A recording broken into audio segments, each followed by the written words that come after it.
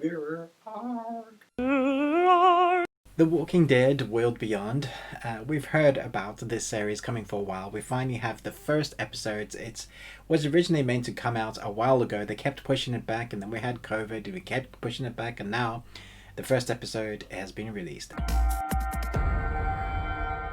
I feel like they need to allow this series to die. That's not that this is terrible. It's just that we've had 10 seasons of The Walking Dead already. We're on a sixth season of Fear the Walking Dead. We've had the games, and we're having another game that's also going to come out that's been pushed back. I think Overkill. There's so much to do with the Walking Dead universe. It's massive, and now we have one that is set 10 years into when, as they call it in this series, when the sky fell, when the zombies came. And we focus on, within the first episode, we focus on a group of 4. It builds on this team that you know you're going to be following the whole way through this series.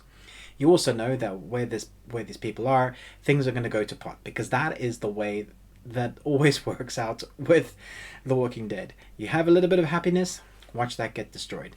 The thing I'm not particularly enjoying in this first episode is that it's very teenage.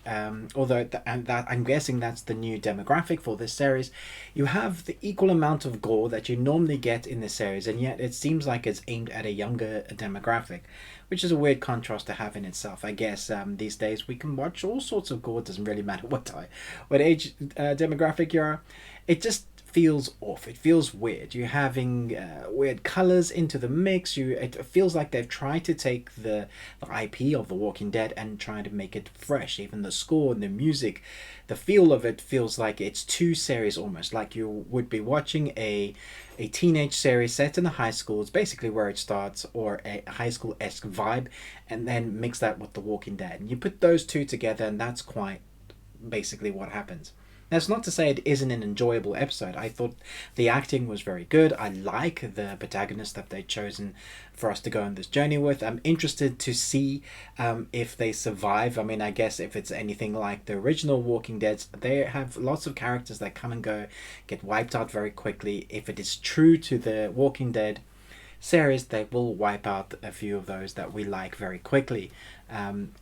Saying that, we've had 10 seasons of The Walking Dead, and a couple of the main protagonists are still alive, so well done to you. But it does feel like these are kids going out into a world that is not ready, well, they're not ready to experience. They've been sheltered. They're using a couple kind of makeshift weapons. There's one of the girls uses this makeshift weapon that's like a training staff that a young kid has, a little stone that's kind of sharp on it. He wraps like a bit of he ties a bit of like a caveman tool, and then she swings at it like as if that's going to kill the zombie. Now we know how you kill zombies. You got to stab them in the head, make sure that they don't get up, make sure you get it in the stem according to the Walking Dead zombie law, and it cuts at a very convenient time. I feel like I'm being very harsh on it. I probably am. The flashback scenes that we get in this episode, I thought the sets were excellent. Very airy, very creepy, very gory.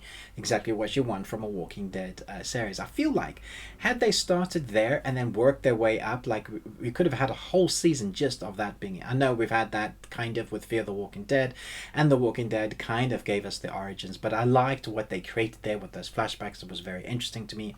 Kind of just following a different family, and now we have that. So they've set up who we're going to be following. They've set up who we kind of like, and a couple of the others that the people that they give the most amount of time to, you kind of know are going to survive. And everybody else, that there's 9,670 members of people in this group, are probably not. That's just how The Walking Dead works. We have an organization now called Civic Republic Military, and they kind of control everything. There's this weird thing called the Alliance of Three. And the Alliance of Three basically forces you to take a loved one and send them, kind of do like a swap. You get a military person, they take one of yours, especially if it's a scientist. They can try and do something about the zombie apocalypse, and that's kind of their idea. But we know from the outset that you can't trust these people. It just looks like they're pretending to be good, but we know that they're definitely up to some stuff that we're not going to like. And so the series, as you can expect it, is you start off at this kind of nice place where it looks like you should never leave if there's a zombie apocalypse, and when you do, you know now the shit's gonna hit the fan. And it does. and that's the first episode. So I'm interested to see where this is going, but I'm still not sure that this needs to exist. Do we need another series like this?